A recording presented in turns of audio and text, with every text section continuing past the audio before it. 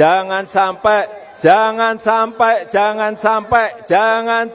kita memilih pemimpin yang nanti hanya senangnya duduk di istana yang AC-nya dingin. Ini negara besar. Saya ingatkan, carilah pemimpin yang senang dan mau turun ke bawah. Yang mau merasakan keringatnya rakyat. Pemimpin yang mikirin rakyat, itu kelihatan. Dari mukanya itu kelihatan. Banyak kerutan di wajahnya karena mikirin rakyat. Kalau wajahnya celing, bersih, tidak ada kerutan di wajahnya, hati-hati. Lihat juga, lihat rambutnya. Wah, kalau rambutnya putih semua, nah ini mikir rakyat ini. Kalau orang mempertanyakan dukungan Pak Jokowi buat Ganjar, itu pertanyaan aneh. Orang mereka lahir dari rahim yang sama. Nggak mungkin belok. Nggak mungkin belok. Nggak mungkin belok. Saya sudah tanya langsung Ke Presiden Pak Jokowi. Iya. Jawabannya? Ini Ganjar. Spesifiknya gimana? Letter luck-nya gimana? Sabar Mas Adian, nanti setelah begini, baru. Ya setelah begini itu siapa Pak Presiden? Ganjar Pranowo. Kapan itu? Waktu di Pasar Parung. Berapa minggu lalu? 3.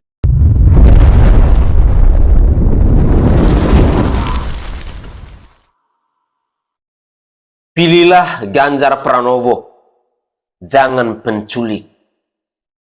Assalamualaikum warahmatullahi wabarakatuh. Salam, Om Swastiastu, Namo Buddhaya, salam kebajikan, dan salam sejahtera untuk kita semua.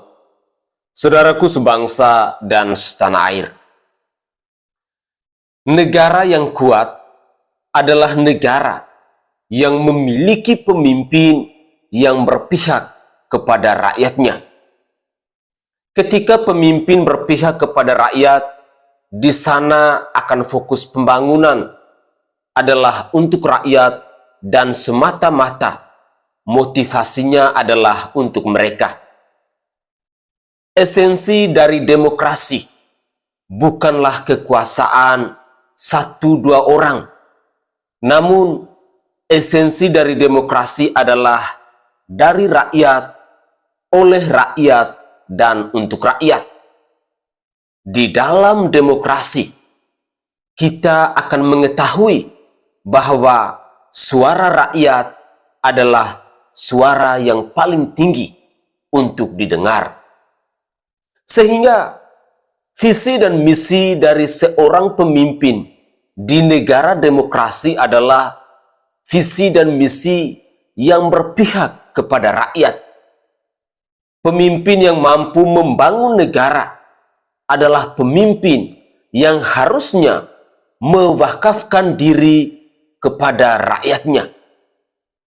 Di dalam pemahaman trias politika yang merupakan 3 pilar demokrasi, yaitu eksekutif, legislatif, dan yudikatif, ketiganya harus bekerja sama untuk membangun negara yang berfokus kepada rakyat. Maka esensi dari pemilihan umum adalah sangatlah penting di dalam negara demokrasi ini.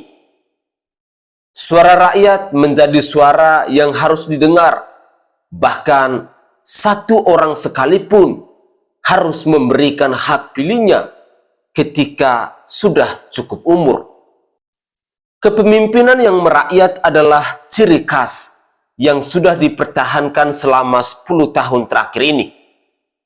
Di era Presiden Joko Widodo, kita melihat bahwa ada pemimpin yang lahir dari rakyat dan berfokus untuk membangun Indonesia secara merata. Dan penerusnya Presiden Joko Widodo pun harus merupakan orang yang lahir dari rakyat, yakni siapa lagi kalau bukan Ganjar Pranowo. Pembangunan yang dibangun oleh Ganjar Pranowo di Jawa Tengah menjadi satu daya jual yang begitu tinggi, bisa digunakan untuk menjadi modal di Pilpres. Modal besar Pilpres untuk dipilih menjadi Presiden Republik Indonesia pada tahun 2024. Ganjar Pranowo adalah sosok yang paling cocok untuk membangun bangsa ini. Di dalam konsolidasi para relawan, Presiden Insinyur Haji Joko Widodo yang dilakukan pada hari ini pun, Presiden Joko Widodo mewanti-wanti dan mengingatkan agar masyarakat dan relawannya tidak salah pilih. Dia mengatakan dengan serius bahwa relawan harus berhati-hati memilih pemimpin. Saya membaca bahwa Presiden Joko Widodo memang tidak mau mengeluarkan statement apapun mengenai siapa yang dia dukung. Tapi dia memberikan sebuah kode bahwa yang harus didukung adalah Ganjar Pranowo, bukan yang lain. Dari kecil kita diajarin untuk hati-hati sama orang asing dan orang yang mencurigakan agar tidak diculik atau dianiaya atau disetrum alat kelaminnya. Dari kecil juga kita diajarkan agar tetap berhati-hati dan waspada terkait orang yang mulutnya manis tapi ternyata memiliki sebuah motivasi yang begitu jahat. Dan dari kecil kita diajarkan untuk memilih pemimpin dan bergaul dengan orang-orang yang baik. Kita harus bergaul dengan orang yang mengasihi manusia seperti dirinya sendiri. Dialah Ganjar Pranowo. Begitulah kira-kira. Saya Sainai dari Provinsi Nusa Tenggara Timur. Saatnya kita yang rakyat jelata harus berani untuk bersuara. Salam hormat, salam NKRI, dan salam Pancasila untuk kita semua. Tetaplah semangat dan jangan pernah menyerah. Kenapa saya harus memilih Mas Ganjar? Pertama, Mas Ganjar itu dekat dengan semua orang. Kedua, Mas Ganjar tuh hampir mirip dengan Pak Jokowi, di mana beliau yang datangin warga, datangin adik-adiknya, keluarganya, datangin warga rakyat. Dan Mas Ganjar tuh membumi. Tutur kata dan perhatiannya juga kita merasa jadi lebih dekat. Kita merasa kayak terwakili. Nah, satu lagi, untuk industri kreatif, Mas Ganjar paham betul, karena beliau langsung main sendiri. Main dari saat orang-orang belum main, dari saat pejabat-pejabat belum main, beliau udah main sosmed. Dan menurut saya, itu cara dia mengikuti zaman, bukan menceritakan dirinya, bukan pencitraan, tapi dia mengikuti zaman, karena memang zamannya udah harus ke sana. Dan siapa yang tidak mengikuti zaman terlambat, tertinggal, udah goodbye. Jadi saya tetap memilih Mas Ganjar. Thank you Mas Ganjar sudah bisa bersama-sama dengan kami, anak-anak industri kreatif, khususnya musik. God bless you Mas. Kalau penerus sih menurut saya, kalau saya pribadi ya penerus yang paling rasional bagi Pak Jokowi adalah Mas Ganjar. Oke. Kenapa paling Sebabnya rasional? itu banyak ya. Pertama, Mas Ganjar ini orang yang memiliki pengalaman relatif paling lengkap. Ya. Eksekutif dan legislatif. Ya, betul. Dan legislatifnya pun bukan hanya sekedar mampir, Betul. tapi juga lebih dari satu periode dan pernah memimpin salah satu komisi yang terkait dengan pemerintahan, komisi 2. Dan kita tahu bahwa walaupun Indonesia ini menganut sistem presidensil ya, tetapi parlemen itu dapat kewenangan cukup besar, sehingga Menentukan lah ya. pengalaman di parlemen itu akan memudahkan beliau untuk mengorkestrasi ketika memimpin Indonesia ke depan. Pengalaman di DPR itu bisa menjadi satu modal yang sangat berguna untuk mengorkestrasi antara eksekutif legislatif. Bukan legislatif sebagai stempel, tetapi menjadi mitra konstruktif. Nah, jadi itu beliau ada di situ. Di eksekutifnya pun beliau memimpin daerah yang dari sisi demografi, jumlah penduduk dengan kompleksitas masalah yang luar biasa, dengan tingkat kemiskinan yang beliau warisi itu sangat tinggi. Beliau sudah menghadapi bagian-bagian yang sangat berat ya. Pantas rambutnya Dan putih. ketika sudah sampai pada sekarang akhir periode kedua, kita bisa lihat juga ternyata perkhidmatan di eksekutifnya pun menghasilkan kinerja yang baik. Jadi itu yang pertama menurut saya, kelengkapan latar belakang ya yang dibutuhkan oleh seorang pemimpin untuk menavigasi Indonesia pasca Pak Jokowi. Kemudian yang kedua, rekam jejaknya ketika memimpin. Jadi termasuk di Jawa Tengah ya. Kalau di Jawa Tengah itu Kan ada yang bertanya misalnya ke saya, Tuan Guru, kan Jawa Tengah itu kemiskinan tinggi sekali.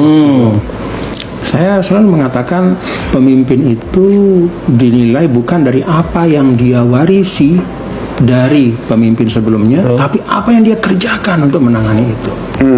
Jadi ketika beliau menerima 14%, lalu bisa turun ke 10%, itu kan luar biasa. Jadi dia tidak boleh dinilai dari 14%-nya, tapi nilailah bagaimana percepatan penurunan kemiskinan. Satu. Yang kedua, kalau kita bicara misalnya di Indonesia banyak yang bicara tentang keadilan sosial. Keadilan sosial itu salah satu aspek yang sangat penting adalah keadilan ekonomi. Keadilan ekonomi itu salah satu instrumen menilainya itu adalah kesenjangan. Ya, Gini rasio. Dan Gini rasio Jawa Tengah ternyata selalu di bawah 0,4. Ya, Bahkan kadang-kadang di bawah rata-rata nasional atau sama dengan rata-rata nasional, tidak pernah sampai 0,4. Beda dengan beberapa provinsi yang lain misalnya gitu. Jadi sebenarnya kinerja beliau di dalam penurunan kemiskinan itu bagus, menjaga tingkat kesenjangan supaya tidak semakin melebar, bahkan semakin sempit, itu juga terlihat dalam kepemimpinan beliau. Jadi yang kedua itu menurut saya penting ya, rekam jejak juga. Kemudian sekarang Bank Dunia kan mengembangkan selain Gini rasio, menjadi ukuran kesenjangan itu adalah distribusi pendapatan. Ternyata di Jawa Tengah juga pendapatan dari masyarakat 40% yang paling bawah itu lebih dari 17%. Artinya apa?